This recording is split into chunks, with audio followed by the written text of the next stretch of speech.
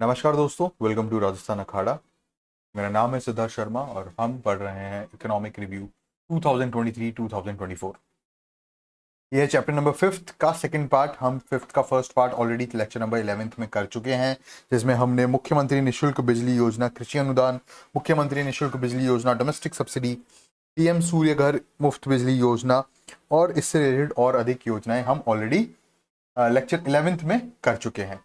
Chapter first, second, third, fourth भी already हमारा complete हो चुका है और आज हम चैप्टर 5th को, जिसका नाम है इंफ्रास्ट्रक्चर डेवलपमेंट, आधारभूत संरचना जो होती है जिस पर सारी इंडस्ट्रीज वगैरह की एक नींव होती है, उसका विकास कैसे राजस्थान में हुआ है उसका हम आगे बढ़ेंगे। जिसमें आज हम सोलर पावर प्रोजेक्ट्स जो राजस्थान में लगाए गए हैं, wind power program, biomass energy और भी अधिक बाकी सारी चीज़ें, रोड्स वगैरह, रोड्स का डेवलपमेंट, ये सारी चीज़ें आज हम इस लेक्चर में देखेंगे।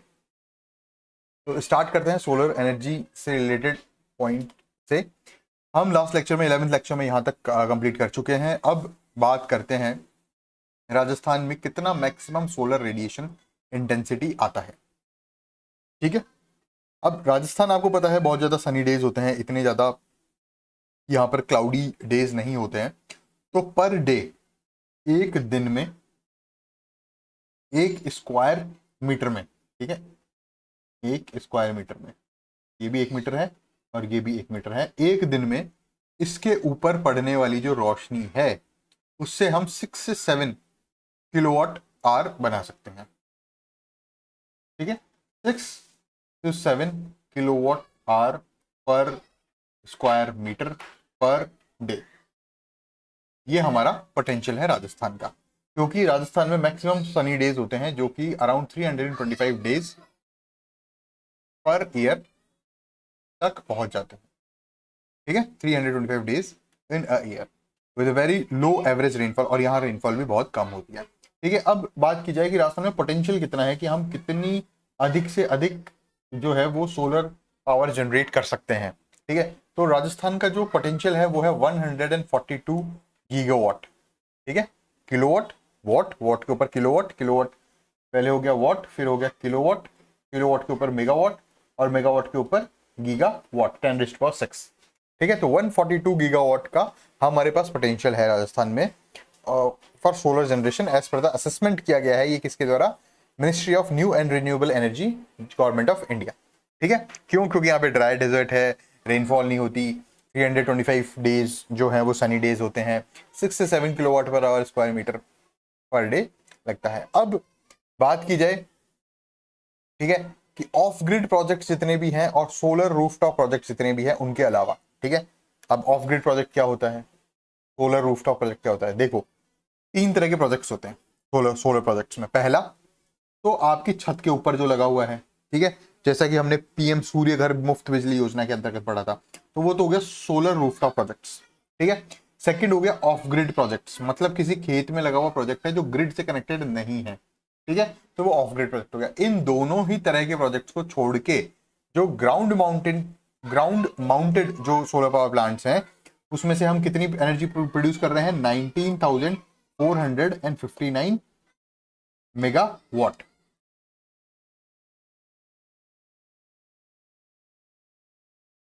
राजस्थान रिन्यूएबल एनर्जी पॉलिसी 2023 की, तो वो कब लॉन्च हुई? ये एक इंपॉर्टेंट क्वेश्चन, प्रोबेबल क्वेश्चन जो है वो बन सकता है।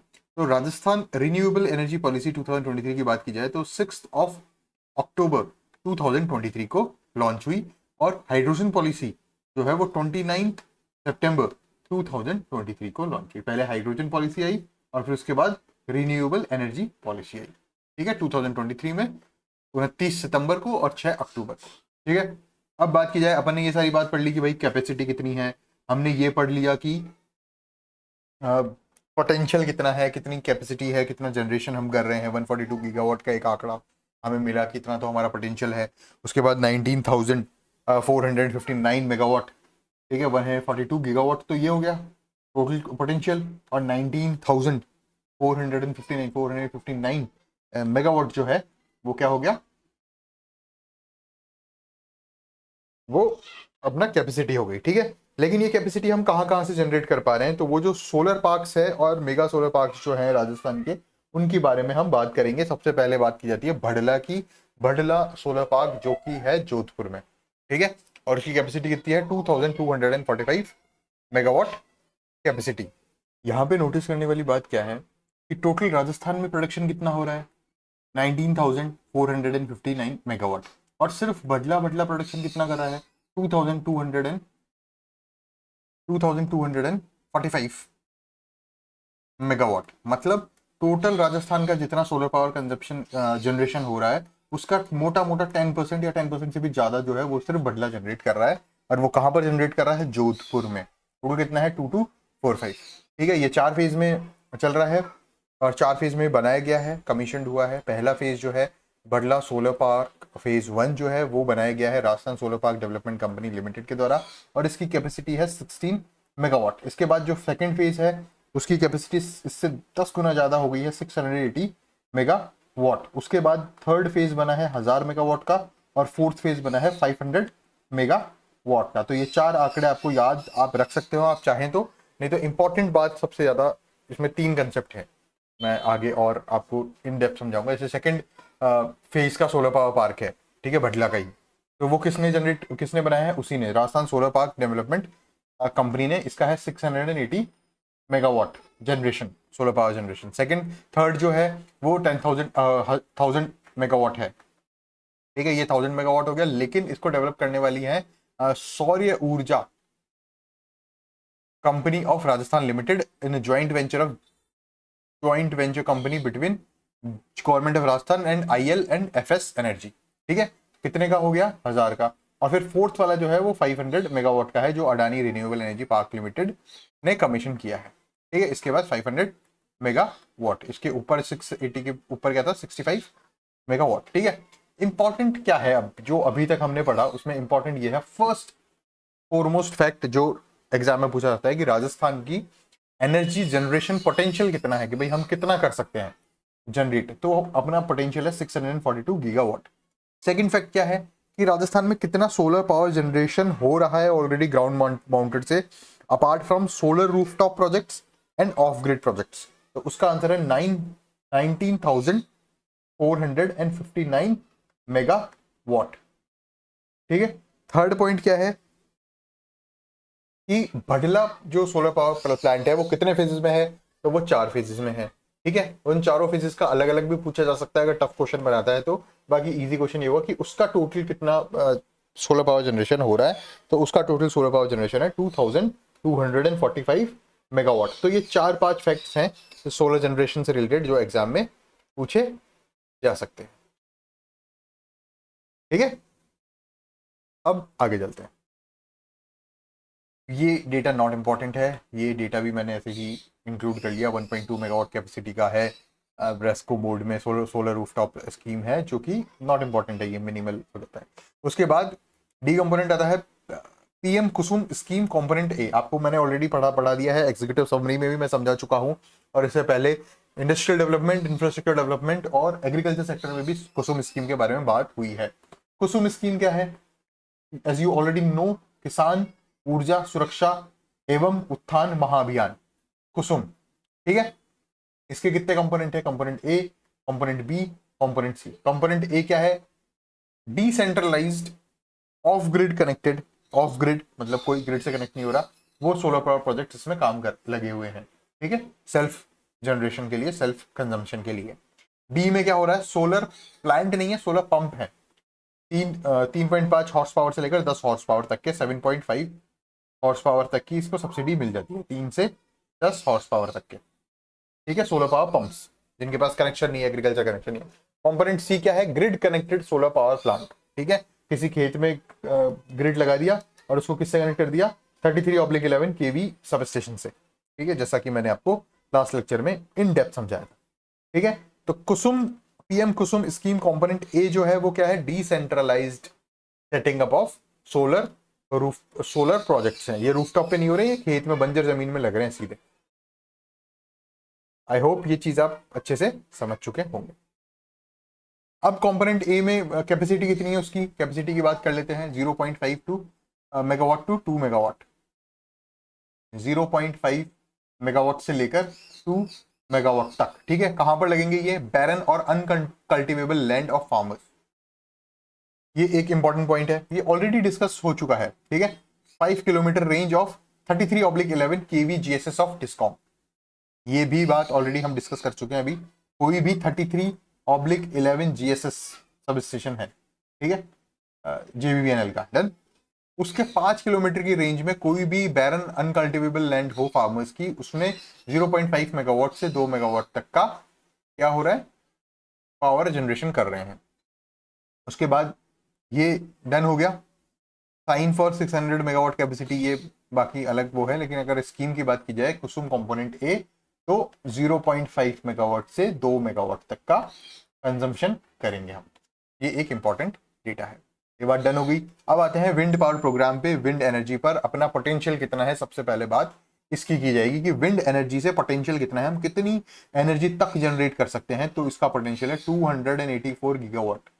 अब आप ये देखिए, समझने की कोशिश कीजिए कि जो सोलर पावर एनर्जी थी उसका पोटेंशियल 142 गीगावाट ही था मात्र, और इससे तो ये डबल हो गया, 284 गीगावाट, फिक्स डबल है। इसका मतलब है कि विंड एनर्जी का पोटेंशियल जो है वो सोलर एनर्जी पोटेंशियल से 2 गुना है, ठीक है। और वो जो विंड एनर्जी प्रोडक्शन होगा 284 गीगावाट, वो 150 मीटर अबोव ग्राउंड लेवल होगा, 150 metre above ground level, as per assessment by the National Institute of Wind Energy, MNRE GOI। वहां पर किसने किया था, MNRE नहीं किया था। और यहाँ भी MNRE की जो सब्सिडरी यूनिट है national Institute of Wind energy, उसने असेसमेंट किया है। कैपेसिटी इतनी हो गई भाई, सोलर पावर प्लांट्स की कैपेसिटी कितनी थी, पोटेंशियल कितना था, 142 गीगावाट। जनरेशन कितना हो रहा था, 19,459 मेगावाट। ये एक फैक्ट हो गया। विंड एनर्जी की बात की जाए तो पोटेंशियल कितना है, 284 गीगावाट, जस्ट डबल, ठीक है। और पावर कैपेसिटी कमीशन कितनी है मार्च 2024 तक, वो है 5,209 मेगावाट। मेरी बात याद रखिए दोस्तों, जब भी आप SDM बनेंगे या इस स्तर पर आप पहुंचते हैं कि आप रिन्यूएबल एनर्जी की कोई बड़ी अधिकारी बनते हैं, तो आपको ये बात ध्यान रखने योग्य होगी कि विंड एनर्जी का पोटेंशियल राजस्थान स्टेट में सोलर एनर्जी के पोटेंशियल से जस्ट डबल है, और जो हमने अचीव कर ली है कैपेसिटी जनरेशन वो 1/4 है। मतलब हम टोटल विंड एनर्जी प्रोडक्शन में 1/8 गुना पीछे हैं सोलर एनर्जी से। तो आपको इस विषय में काम करना पड़ेगा प्रोएक्टिव रोल से, ठीक है। यहाँ 142 गीगावाट की कैपेसिटी है, सॉरी पोटेंशियल है, इतना हम जनरेट कर सकते हैं solar power plant. Wind energy में कितना पोटेंशियल है, 284 गीगावाट का, जस्ट डबल, ठीक है। यहाँ हमने कितना उसको काम में ले लिया है, 19,459 मेगावाट, और यहाँ सिर्फ 5,209 मेगावाट। तो ये 4 आंकड़े जो हैं ये इंपॉर्टेंट है, एग्जाम में पूछे जा सकते हैं, आपको ये याद रखने ही रखने चाहिए। चैप्टर 5 में आगे चलते हैं तो हमें मिलता है एनर्जी कंजर्वेशन प्रोग्राम, ठीक है।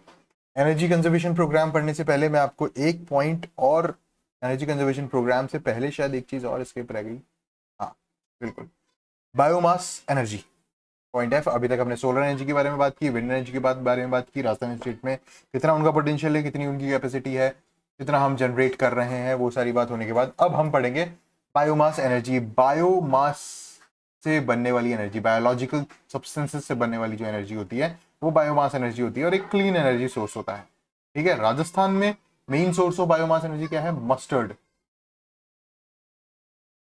मस्टर्ड हस्क, ठीक है। फर्स्ट तो ये हो गया। सेकंड क्या है, प्रोसोपिस जूलीफ्लोरा, ठीक है, प्रोसोपिस जूली फ्लोरा। ये दो चीजें जो है वो बायोमास प्रोडक्शन के लिए मेनली काम में ली जाती है। टोटल 14 बायोमास पावर प्लांट्स जो है, जनरेशन पावर प्लांट्स जो है वो राजस्थान में काम कर रहे हैं, जिनकी कैपेसिटी जो है टोटल वो 128.45 मेगावाट है। ये सबसे कम कैपेसिटी है। अपन ने विंड एनर्जी कैपेसिटी के बारे में बात की, सोलर एनर्जी कैपेसिटी के बारे में बात की, लेकिन यहाँ पर ये सबसे कम है, 128.45 मेगावाट कैपेसिटी मार्च 2024 तक।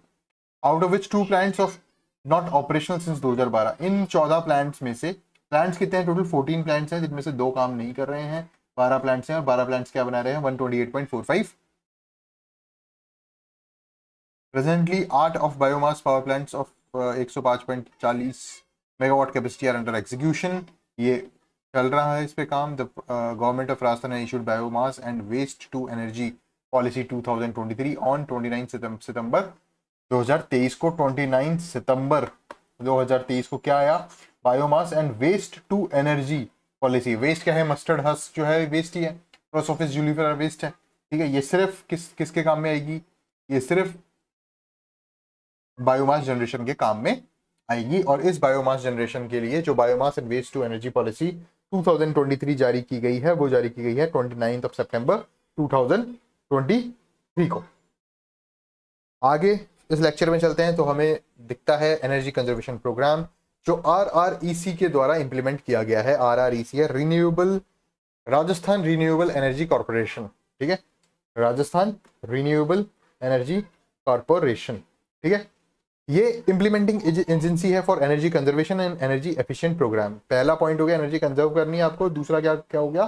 टारगेट क्या है? एनर्जी एफिशिएंसी बरतनी है, मतलब कम से कम लागत में ज्यादा से ज्यादा एनर्जी प्रोडक्शन हो। एनर्जी कंजर्वेशन प्रोग्राम में क्या हो रहा है? प्रमोशनल एक्टिविटीज हो रही है to use energy efficient appliances. पहले हम बल्ब यूज करते थे, उसके बाद हम ट्यूबलाइट यूज करने लगे, अब फिर उसके बाद CFL यूज करने लगे। CFL के बाद अब कौन सी लाइट आ गई? LED, जो बहुत ज्यादा एनर्जी एफिशिएंट है। तो ये जो ट्रांजिशन हुआ है, ठीक है, ये एक तरह से एनर्जी कंजर्वेशन की तरफ ही हम बढ़ रहे हैं। एनर्जी सेविंग टेक्निक्स भी बहुत सारी आ गई हैं कि भाई जैसे सेंसर्स वगैरह लग जाते हैं, अब स्मार्ट डिवाइसेस हो गई हैं, स्मार्ट लाइट्स वगैरह हो गई, स्मार्ट फैन हो गए हैं कि आप जैसे रूम में एंटर होगे और लाइट ऑन हो जाएगी और रूम से बाहर आते ही लाइट ऑफ हो जाएगी। वॉइस कमांड से चीजें चल रही हैं। तो ये क्या है? ये बेसिकली एनर्जी सेविंग टेक्निक्स है। आजकल जो पावर प्लांट्स होते हैं बहुत ज्यादा, ठीक है, बड़े, जैसे फॉर एग्जाम्पल कोई फैक्ट्री है, उसमें एक मशीन लगी हुई है जो कुछ प्रिंट कर रही है पेपर, ठीक है, वो मशीन बहुत बड़ी है, ठीक है। अब क्या हो रहा है कि आप उसको वाईफाई के थ्रू भी ऑन ऑफ कर सकते हो। तो कितना ज्यादा एफिशिएंट हो गई ये चीज कि आप अपने केबिन में बैठे हो मैनेजर साहब, और यहाँ पर ये काम पूरा हो गया है। अब या तो वो ऑटोमेटेड वो कर दिया उसको, ऑटो कट ऑफ, ठीक है, ऑटो कट, कि वो जैसे ही काम पूरा हो जाएगा वो मशीन ऑटोमेटिकली ऑफ हो जाएगी। या फिर वो चीज, वो मशीन जो है वाईफाई से कनेक्टेड है, मोबाइल से, वाईफाई से मोबाइल के थ्रू, एप्लीकेशन के थ्रू वो मशीन ऑफ की जा सकती है। तो ये क्या है? एनर्जी सेविंग टेक्निक्स हैं। एफिशिएंट अप्लायंसेस हो गए, स्मार्ट डिवाइसेस हो गए, इन सब चीजों से क्या हो रहा है? एनर्जी कंजर्वेशन हो रही है। और इसका जो मेन पॉइंट है वो राजस्थान रिन्यूएबल एनर्जी कॉर्पोरेशन है।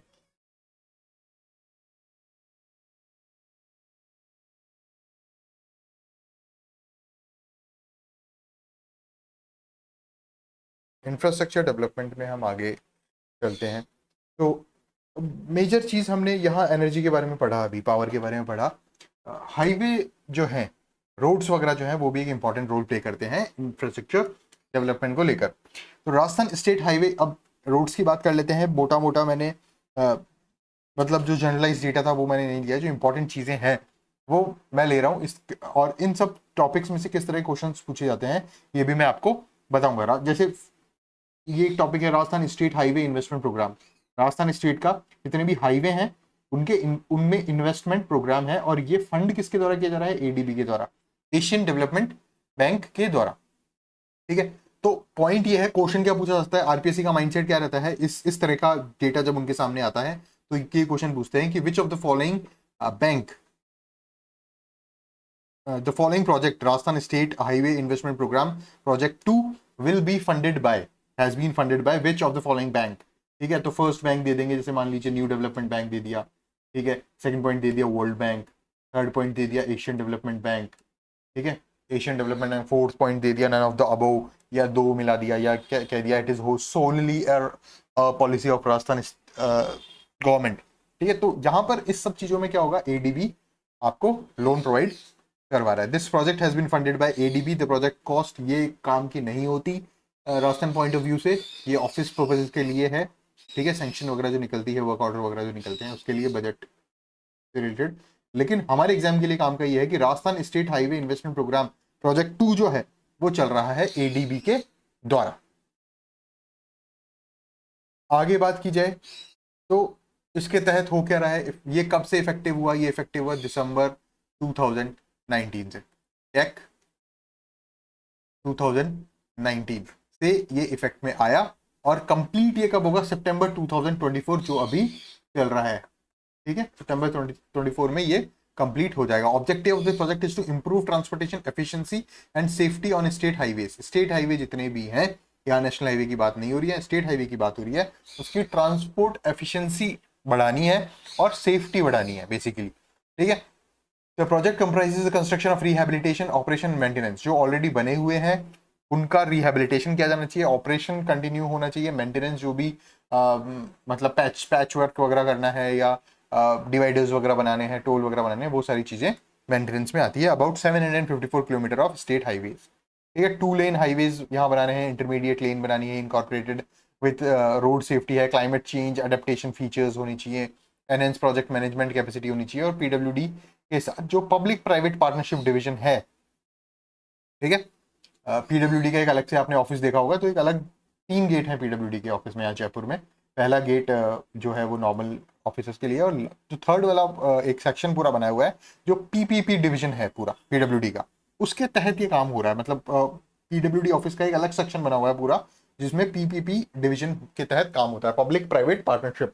मतलब कुछ पैसा पब्लिक का, कुछ पैसा प्राइवेट कंपनीज का, और उसके तहत ये पूरा पीपीपी सेल के तहत यहाँ पर पीडब्ल्यूडी के अंदर ही एक स्पेशल सेल है पीपीपी सेल, पीपीपी डिवीजन कहते हैं उसको, ठीक है। इन particular on safeguards implementation, monitoring होनी चाहिए, रोड सेफ्टी होनी चाहिए। ये सारी चीजें कौन प्रोवाइड करवा रहा है? एडीबी प्रोवाइड करवाएगा। एडीबी इसको फंड कर रहा है, एशियन डेवलपमेंट बैंक इसको फंड कर रहा है। और ये इस प्रोजेक्ट का नाम क्या है? Rajasthan state highway investment programme project 2। इसके अलावा Rajasthan state highway investment programme project 3 जो है वो भी एडीबी ही फंड कर रहा है, ठीक है। आगे चलते हैं, last topic, Rajasthan state highway development project second. It is funded by World Bank. अब डिफरेंस क्या है? Rajasthan state highways investment programme था वो, और ये डेवलपमेंट प्रोजेक्ट है, ठीक है। तो इन्वेस्टमेंट जहां पर आएगा वो कौन दे रहा है? एडीबी। और डेवलपमेंट जहां पर होगा, डेवलपमेंट प्रोजेक्ट जो है वो दे रहा है वर्ल्ड बैंक। ये कंफ्यूजिंग चीज है, और आरपीएससी वही क्वेश्चन क्रिएट करती है, क्वेश्चन फॉर्म करती है जहां पर कंफ्यूजन की स्थिति पैदा होती है। तो यहाँ क्या है? राजस्थान, हम क्या पढ़ रहे हैं, इससे पहले हमने क्या पढ़ा था? Rajasthan state highway investment project, done. ये हम पढ़ रहे थे Rajasthan state highway investment programme project 2। और यहाँ अभी हम क्या पढ़ रहे हैं? Rajasthan state highway development project second. और डेवलपमेंट का पैसा कौन दे रहा है, फंड कौन कर रहा है? वर्ल्ड बैंक दे रहा है। ये जो पैसे वाली बात है ये हमें नहीं करनी है, एग्जाम में नहीं पूछी जाती। इस private share project is effective from October 2019। अक्टूबर 2019 से ये प्रोजेक्ट स्टार्ट हुआ। ऑब्जेक्टिव क्या है? Build capacity for better management of state highways and improve traffic flows on selected state highways in the Rajasthan. दोनों चीजों का ऑब्जेक्टिव जो है वो अलग अलग है। यहाँ पर कैपेसिटी बिल्ड करनी है। कैपेसिटी बिल्ड करनी है का मतलब क्या हुआ? वहां क्या करना था? सेफ्टी वगैरह वो सारी चीजें करनी थी। यहाँ कैपेसिटी बिल्ड करनी है और बेटर मैनेजमेंट करना है। कैपेसिटी बिल्ड कैसे होगी? एक हाईवे है साहब, ये 3 लेन हाईवे है, इस पे 3 लेन चल रही है, ठीक है, 3 इधर और 3 इधर, 6 लेन हाईवे है। तो इसकी कैपेसिटी बिल्ड कैसे होगी? इसकी कैपेसिटी बिल्ड ऐसे होगी कि यहाँ पर भी 1 लेन बना दी गई और यहाँ भी 1 लेन बना दी गई। टोटल 4 लेन इधर हो गई, 4 लेन इधर हो गई, ये एक 8 लेन हाईवे हो गया। इस तरह से इस हाईवे की कैपेसिटी बढ़ी है ताकि मैनेजमेंट बढ़ सके और ट्रैफिक फ्लोज भी इंप्रूव हो सके। तो कैपेसिटी बिल्डिंग का जो भी प्रोग्राम है वो डेवलपमेंट प्रोजेक्ट के अंदर में आता है, जो वर्ल्ड बैंक चला रहा है। और सेफ्टी वगैरह इन सब चीजों की अगर बात की जाए, ऑपरेशन की बात की जाए, रिहेबिलिटेशन की बात की जाए, मेंटेनेंस की बात की जाए, ऑलरेडी 3 लेन हाईवे चल रहा है, उसकी मेंटेनेंस करना है, पैच वर्क करना है, वो सारा काम कौन करेगा? वो सारा काम करेगा एडीबी के तहत, इन्वेस्टमेंट प्रोग्राम के तहत होगा। और अगर 3 लेन के प्रोजेक्ट को 4 लेन का बनाना है, उसकी कैपेसिटी बिल्ड करनी है, मैनेजमेंट बेटर बनाना है, इंप्रूव ट्रैफिक फ्लोज करने हैं, तो क्या होगा? तो कौन पैसे देगा? वर्ल्ड बैंक पैसे देगा। इसके तहत Rajasthan state highway development project के तहत। आई होप ये सिंपल सा है, थोड़ा सा आप 1-2 बार इसको पढ़ेंगे तो आप क्लियरली इसको समझ पाएंगे। इसी के साथ हमारा 5th चैप्टर जो है इंफ्रास्ट्रक्चर डेवलपमेंट का, वो हमने कंप्लीट किया है। टोटल 12 लेक्चर्स अब तक हो चुके हैं। नेक्स्ट लेक्चर में हम 6th चैप्टर जो है वो स्टार्ट करेंगे। इंपॉर्टेंट चैप्टर है, एक सेक्टर है पूरा इकोनॉमी का, सर्विस सेक्टर। हम ऑलरेडी एग्रीकल्चर सेक्टर की बात कर चुके हैं, ऑलरेडी एग्री सेक्टर हमारा कंप्लीट हो चुका है, ऑलरेडी हम इंडस्ट्री सेक्टर की बात कर चुके हैं, अभी हमने इंफ्रा डेवलपमेंट की बात की, उससे पहले रूरल डेवलपमेंट की भी बात हो चुकी है। ये सारे चैप्टर्स, टोटल 5 चैप्टर्स हम कंप्लीट कर चुके हैं। राजस्थान सर्वे में 11 चैप्टर्स हैं, 6 चैप्टर्स और बचे हैं। हम अगले 7 से 8 लेक्चर्स में बाकी लेक्चर्स भी कंप्लीट कर देंगे। नेक्स्ट लेक्चर में आपके लिए लेकर आऊंगा जल्दी से जल्दी सर्विस सेक्टर पर हम पूरा एक लेक्चर रखेंगे। इंपॉर्टेंट लेक्चर होने वाला है, वो देखना ना भूले क्योंकि उससे क्वेश्चन उठते हैं। Thank you friends.